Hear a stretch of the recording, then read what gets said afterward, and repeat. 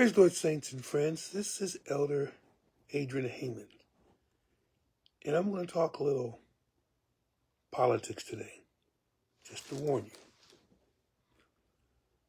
I'm talking about politics from a person who's been in the church for years and trying to understand certain things that have been said.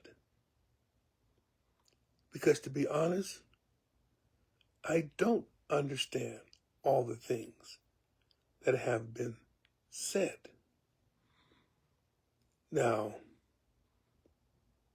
there have been some that I've seen the word bandied about, or the phrase bandied about those who bring questions, those who make accusations, those who feel as though the current president of the United States is being less than forthright about his manner of business, about whether he has committed any offenses, and whether he's fit for governing. Of course, that would fit under the category which is called TDS, or Trump Derangement Syndrome. And that's been used now over and over to argue against those who bring up accusations. And I think it started off as a joke, but many people are really starting to believe that there's an actual medical condition surrounding our current president. But there are times where one must admit, and remember, Jesus was the one that says, I am the way, the truth, and the life, that no one comes unto the Father but by me. The reason why he could say that is because Jesus was the human manifestation of the eternal God. And so therefore, there was truth in him. And you can see in his life all he said was truth. Because he knew everything from the beginning, there was no slip-ups, there was no, wait a minute, I didn't quite know. But I bring him up, I bring God up, because compared to that, what our current president sometimes says out of his mouth makes you think, is he fit? Now I'm going to name 3 things, and there's been much more than that, but 3 things.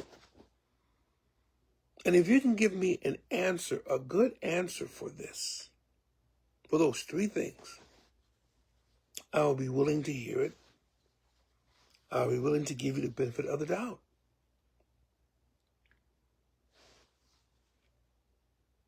But I want you to hear out these 3 things. Number 1, during the campaign, after the last president, Joseph Biden, bowed out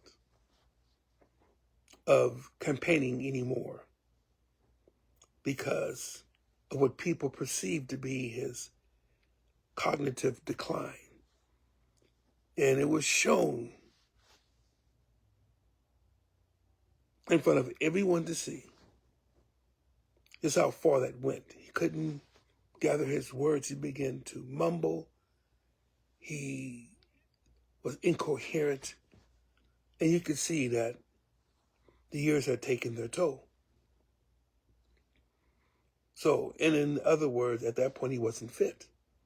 Now, I can go through history and name other presidents who, towards the end of their term, wasn't fit. And they were covered by their wives, the cabinet members. And the story only got out after they were finished. So to go and then just start blaming Biden for, yeah, he should have probably stepped out sooner. Yes, he should have. But he didn't. The country didn't fall completely apart. And our current president, President Trump, received it. But you have to think about those three. Again, I'm bringing forth three things. I'll try to do it real quickly. I'm sorry. Taking lots of time just building up everything. Number one, during the campaign and the debate with Kamala Harris, now this had been said before. But for a president to go on TV and proclaim that they are eating cats and dogs in Springfield, it was such a crazy thing to say that they made songs out of it. You have to understand, there are those who will always say things that are off kilter. But a person who is running for president of the United States is going to say that Haitians are eating cats and dogs in Springfield based upon what? Based upon YouTube observations. YouTube observations. And you wonder why people have doubts upon his cognitive skills, regardless of what he says about they've been A+. No one's ever received A+. It's only to determine whether you're deteriorating. It's not to determine your IQ. It's another thing. These are cognitive tests to see how well your brain responds, and you have to take it because you're at an advanced age. You're about 80 years old. By the time you finish this term, you will be older than the last president was. You will be the oldest living president that's currently serving as president. But that's one thing. Let's skip now to his recent press conference or speech that he had in the White House. And I really am trying to understand this just because he is a businessman. He knows business. He went to business school. He is a billionaire. So this should be a slam dunk. But in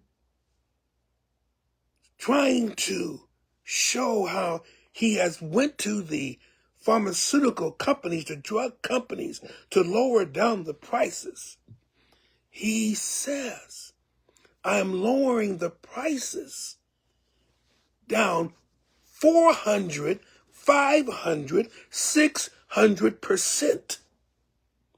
Anyone, even before taking algebra, who essentially thinks that in real life that you can lower things by more than 100%, something is wrong. And this is not the first time he said this. One time, slip. Second time, something's going on. And you have to figure out, why is he saying? You can say, well, it's just hyperbole. We don't need hyperbole. We need facts. Facts. Facts. Because that's what's told, that facts are against what the other party has. So you bring your facts. Now, when you bring something like 400, 500, 600%, you're lowering prices by that much. You're making people think they're getting money back. You don't even have to pay the pharmaceutical companies. They give you drugs. They also give you money.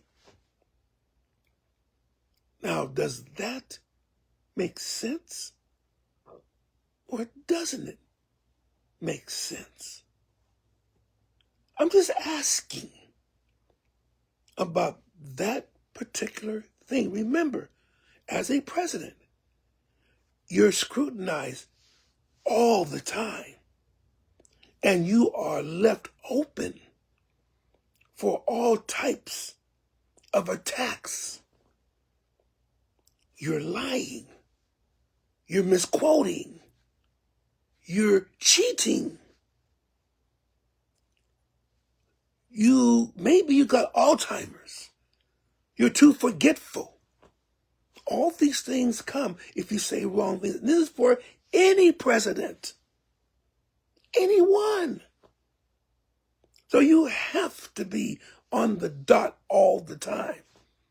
Well, he's only human. Yes, he's only human, but he's also president. And the expectation is that you're on dot all the time. If you're not on dot, you better have a good explanation. So, again, 400, 500, 600% dropping the price of something. Now, if that makes sense to you, great. But I know that you hadn't been to school. Because as I said, this is not even a calculus problem. This is not even a trigonometry or algebra problem. This is arithmetic.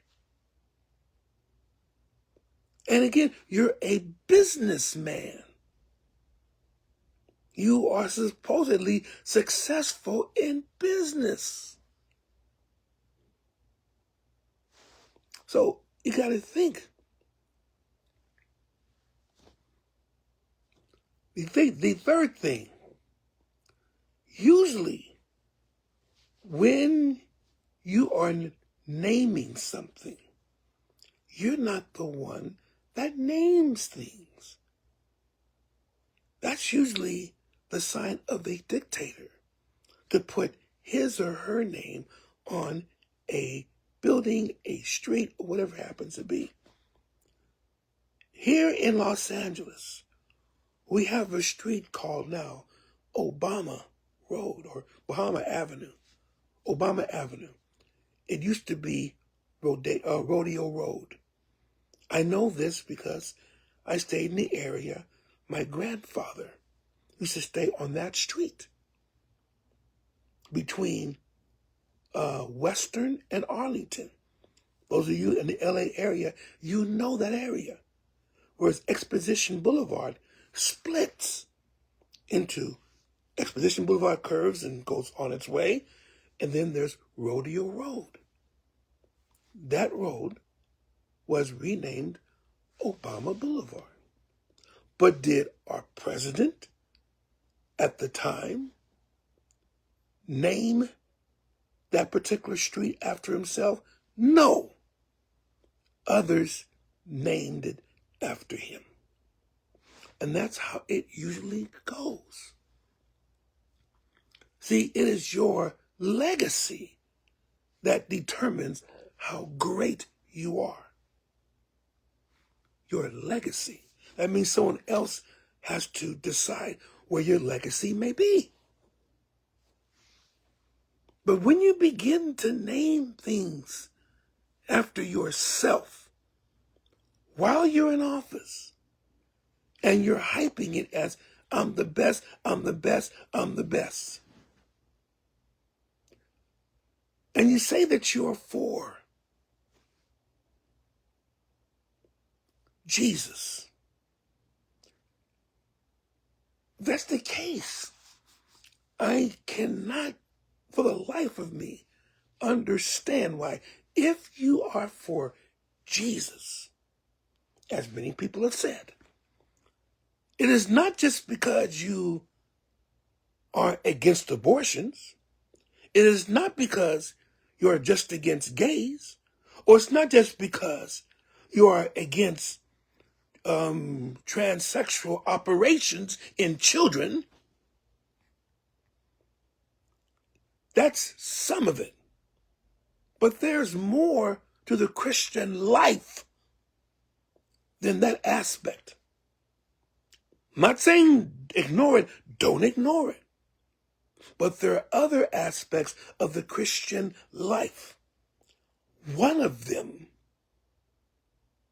is humility. Can you be humble? Can you essentially be a servant? Those of you who are first, let them be your servant. That's what minister means. Minister is essentially to serve. You're ministering unto somebody. You are serving somebody. But I want to be a slave. It's not nothing about being a slave. It's about preferring others before yourself. That's what a Christian does. Which means they don't have time to name things after themselves. They don't have time to promote themselves. I'm the biggest. I'm the best. Let them have it before me. So on and so on and so on. You let others talk about that. And if you do well,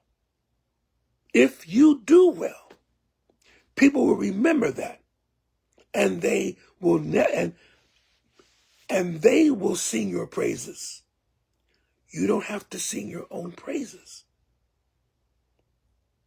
And when you begin to name things like the Kennedy Center, because you don't like what's been going on there before, so you name it, or you have, oh, I forgot, you didn't name it, but those that are now put on the board, because you changed the board. See, now you changed the board so they can sing your praises, and therefore now they put your name on it. It's now the Trump Kennedy Center. Now, again, that doesn't really matter in terms of domestic policy or foreign policy or anything like that. But it has a big determination on whether you are actually a follower of Christ, or are you a follower of yourself?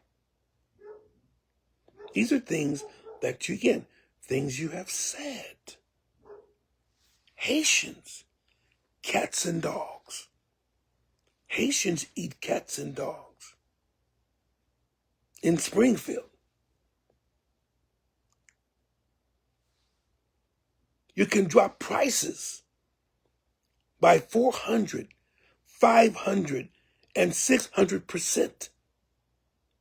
And you name a place after yourself while you're still in office, when you are really supposed to be a servant of the American people, all of them.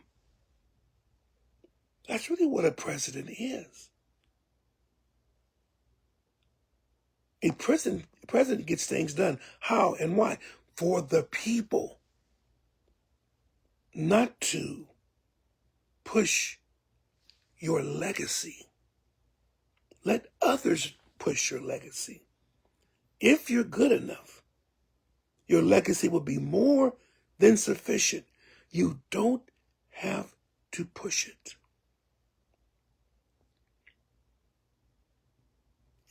I'm not here essentially to throw off on the president, because again, there are many that have now been accused of having TDS, Trump derangement syndrome.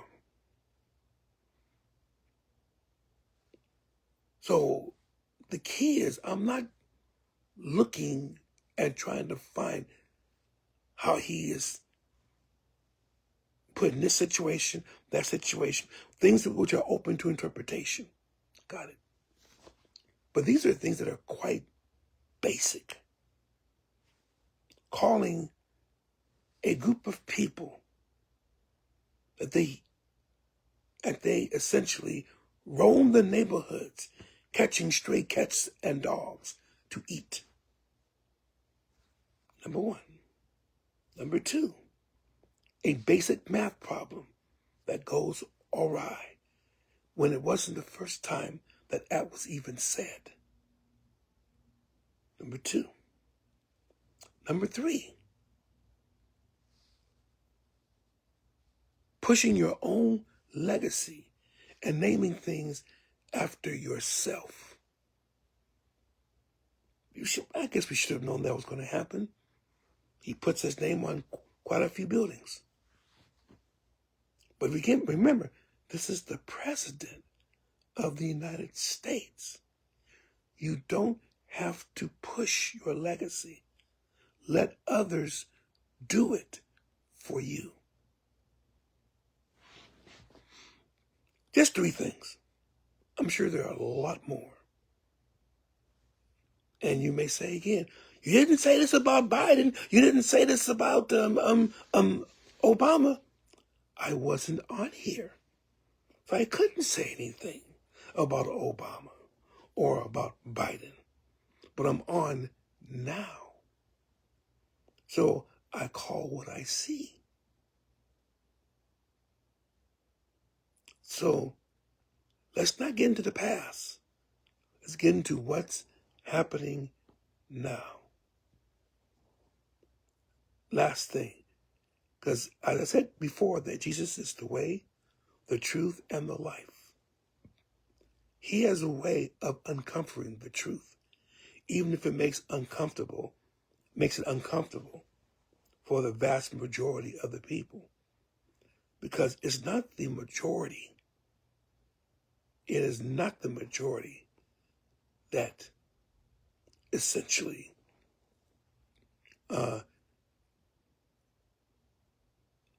it's not the majority that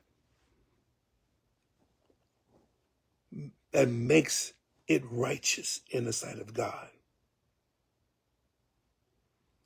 Most of the time, it's the minority. Read your Bible. Look at how God works.